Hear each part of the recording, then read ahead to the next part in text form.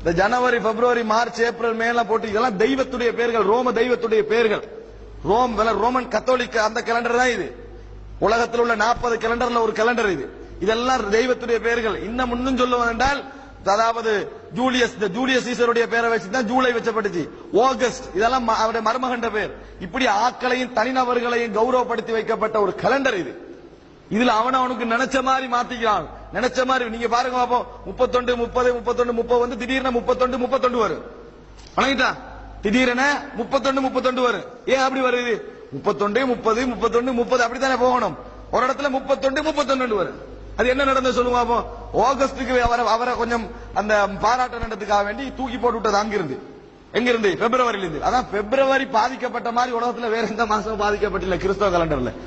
வழங்கிட்டா ஏற்கனவே லீப் வர்றதுக்காக வேண்டி ஒரு நாள் அங்க எடுபட்டு குறைக்கிறதுக்கு காரணால இவருக்கு வேறவா எடுத்து என்னது ஆகஸ்ட் எனக்கு வேறவா எடுத்து இன்னொரு நாளை விட்டாதான் 28 ஆயிட்டு.